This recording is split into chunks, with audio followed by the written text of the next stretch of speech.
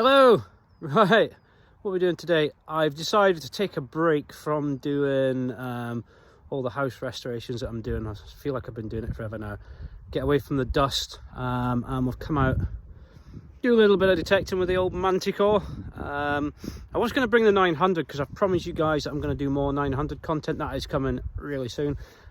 Just been crazy busy. So yeah, come to this field. Used to be a medieval village on here. We've done quite a lot on this field over the years, so we're just going to have a potter about and see what we come up with. A few more videos coming quite soon as well. Actually, whilst I'm thinking about it, we've got DS2 that we're going to put up against the Manticore, see which has better in which respects, if one comes out on top, if not. Looking forward to doing that. Actually, it'll be quite interesting. And there'll be more 900 stuff coming, and there's also going to be, it's a bit windy today, so I don't know how well you'll hear me, but there's also going to be some more Nocturne Legend stuff coming, because we've got the new update on there, got the new coils to go out and play with and see how we get on with that. So, sun's shining though. For once, it's not. I've got a big jacket on because it's not that warm, but at least it's sunny. So let's get cracking, see what we can find.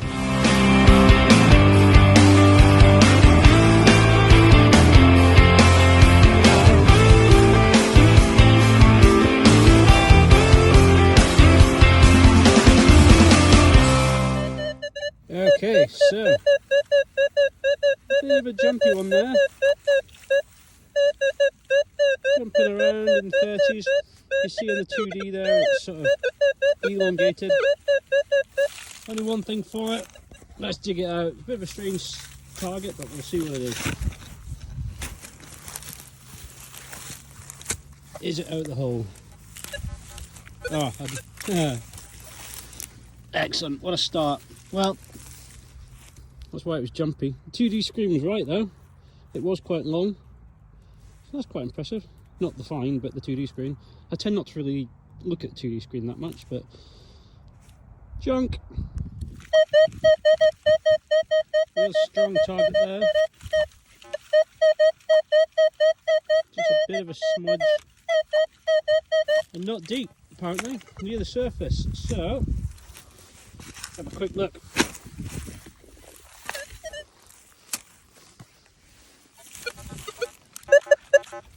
Oh, that's interesting. It's iron.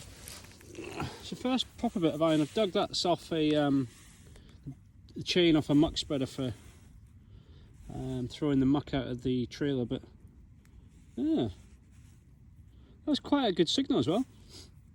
Nice high tone. Wasn't really smudging into the ferrous, but there we go. Can't win them all. The Manticore isn't infallible. Just moved on another couple of feet. Nice little target there, nice and stable. 32. Let's get it out. Sorry if it's a bit windy and you can't hear very well. I tried to come over this side of the field, but it's a bit more sheltered.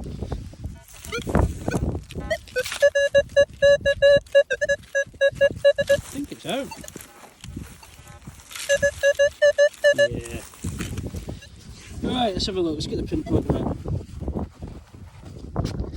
By the way, if you haven't seen on the other video I did the other day, X-Pointer Pro, the X-Pointer Max rather, Quest, really like this pinpoint. I've been using it for a long time. I've got loads of other pinpoints I tested, but I always pick this one. And as a little thank you to you guys, I'm doing a giveaway with one of these. All you need to do to win it is simply subscribe and like the videos. Alright, let's see what this is.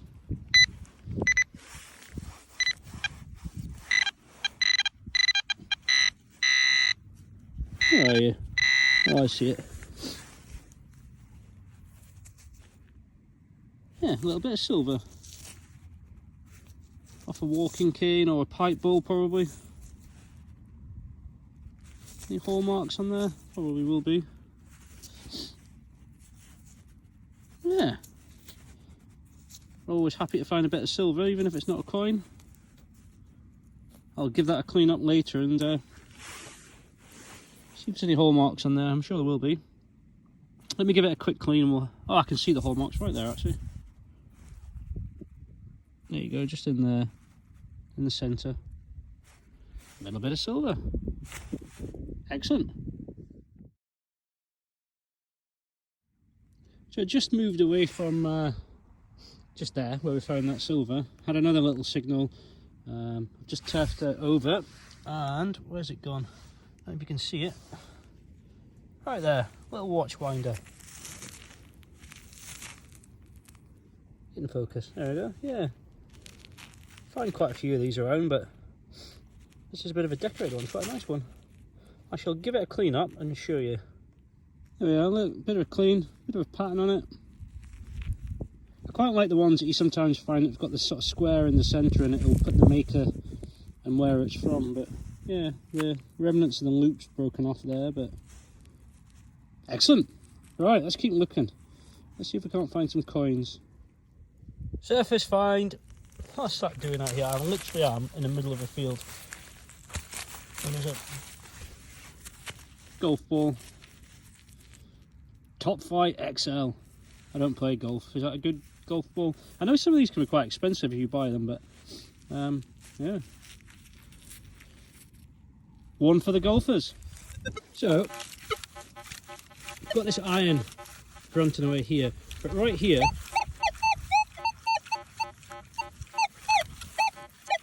so on the 2D it's saying it's a real high conductor, but I'm wondering whether that it might be the end of the iron, just as I'm running off the edge of the iron, because it has got the iron grunt at the back of it, or is it iron with a good target beside it? So I'm going to dig it anyway. I won't be surprised if it is actually part of the iron that we're on top of, but if in doubt, you know the saying, dig it out.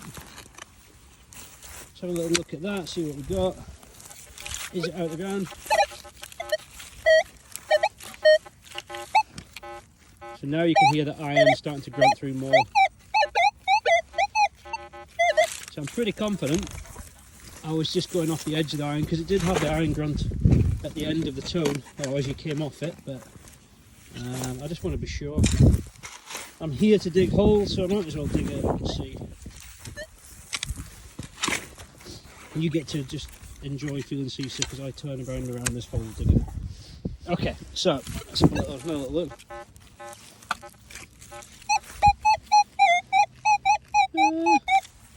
Don't know, the tone's back again. Let's get the pinpoint out.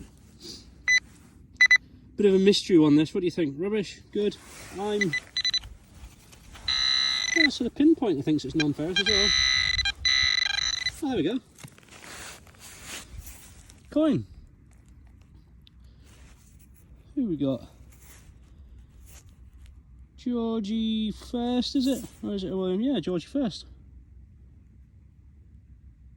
Yeah, that's interesting then. So it was worth digging. So there was the something good down there, but there wasn't a lot of iron. So I was wrong. The detector was right. I was wrong before once. I think it might have been a Tuesday. Right, let me give this a clean up and then come back to you. Really good nick that actually. It's such an old coin. Yeah, let me give it a clean up and we'll come back to you. Right, there he is. Little Georgie First with his, what I always think looks like a ponytail. Yeah. Oh, upside down. Got the old Britannia there. Can't see a date on it. It's been quite badly worn, but obviously it's been in the ground for a long time. But really good condition. You can see though the soil's really sandy around here, and the more you move down to the bottom, the sandier it becomes. But get in focus. Yeah. Well, that was just shows you, if in doubt, dig it out, because I was probably going to leave that, and I wanted to just do it as a demo to see if it was iron or if it wasn't. The good old Manticore came good. It's redeemed itself for digging up that muck spreader part.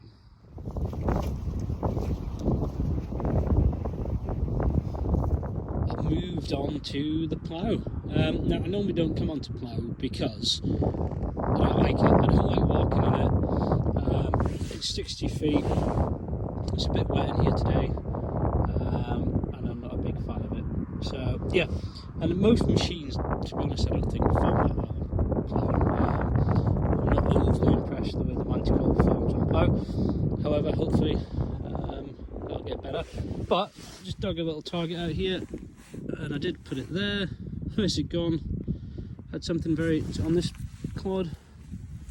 Oh, here we go. Yeah, something a bit button-like, or is it coin? Round. Let's have it out and let's have a look. Are we going for coin? Where's your button? Oh, I think it's coiny. Yeah.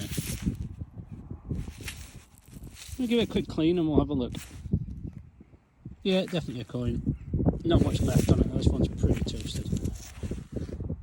Look how wet and sticky it is here. Anyway, let's keep going. Let's see how we get on. Another little target here. 15, 16. Really central on the 2D screen, so possibly a coin or something small. Or it could be a bit of Coke can or a shotty, who knows. Let's get it out there and have a look. It's either deep or small, one or the other.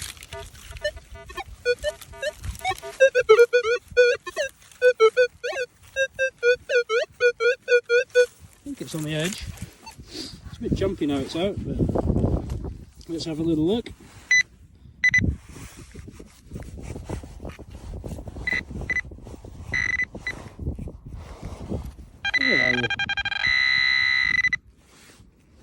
Where are you? There we go.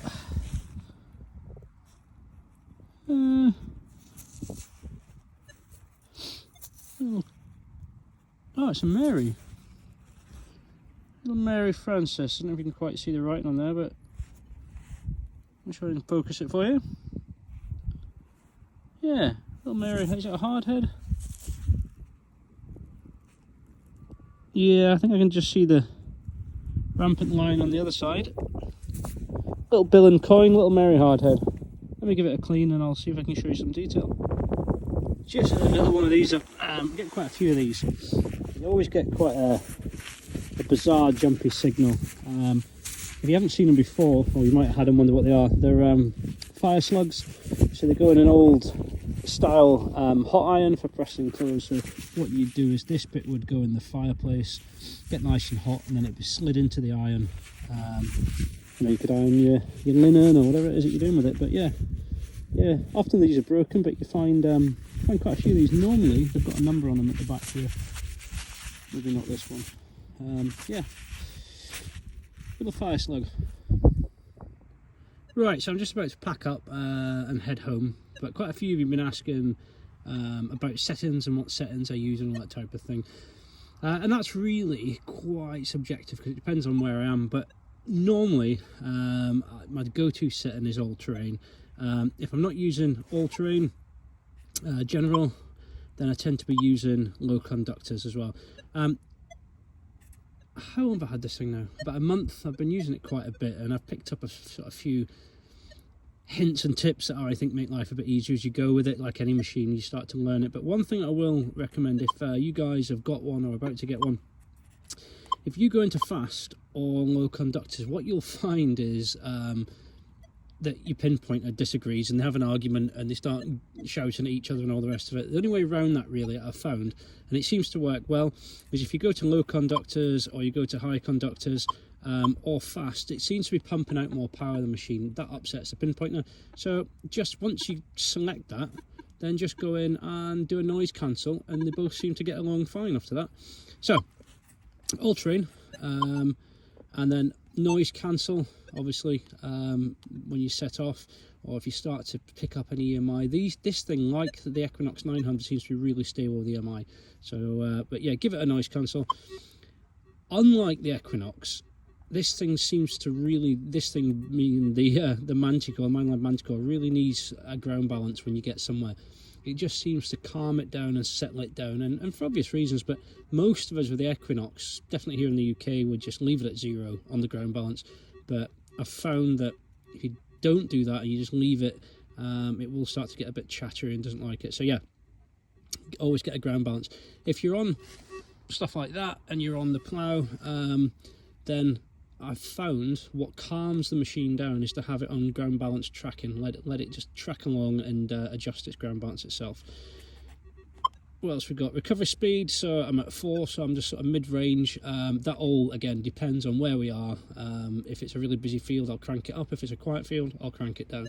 And if it's an average sort of field, I'll leave it around about 4. Back to that. Ferrous limits, you'll notice that I've set my bottom ferrous limits to 0, and I've really cranked down the top. I forget what the presets are. I think the bottom one's 4 and the top one's about 10 or 11.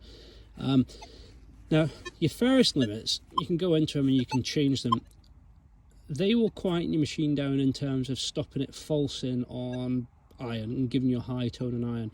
And basically you bring the top down into the middle, you bring the bottom into the middle, and the more you do that, the more it starts to ignore those targets. It's a bit like your iron bias on an Equinox, in effect. I've left it and I've cranked it right down. I've got the bottom one at 0 because I would rather use the tones, use the 2D screen, and just use a sort of bit of experience to not dig that iron, as opposed to missing and cancelling out some of those billion coins. For example, that little billion coin I found earlier. If you start cranking these in to meet each other, then it will cancel those out and you're losing it. Equally, if you start adjusting them and bringing them into the middle, what you will lose is separation, and you will definitely lose depth. So I'd rather go with a chance of maybe digging a bit of iron like we did earlier, but upping my chances of finding the good stuff. What else have we got? Ferrous volume, it's up to you how you want it set. I've got it at 4. I don't want it too overpowering, but I do want to hear that sort of iron grunt. I've got it in 5 tones. Enhanced is where I've got it. There you can see, so you've got a selection there. You've got your normal, you've got enhanced, depth, prospecting, and back to normal. I, for whatever reason, have favoured enhanced. Multi-IQ, then you can obviously go through that and you can select your single frequencies, and then you've got your general settings. So I've got vibration off at the moment. Lighting, I've got it on automatic, so the backlight comes on whenever. You can preset your soft keys, so you can allocate the soft keys to how you want them. Usual thing, factory reset, and then software info, and then the legal sort of blurb that's in there as well. So I think, is that it? Is that everything? Have I covered everything? Yeah, that's pretty much at the moment how I run the Manticore, giving it tweaks as I go. Sensitivity wise, just don't be shy at all of cranking the sensitivity right down. If it gets chatty and it gets noisy, I've had this thing down at 12 and 14. Today it's not too bad, I've got it at 24. Just keep sort of creeping up with the sensitivity until it starts to chatter, like now, and then just knock it back a couple of notches until it's quiet.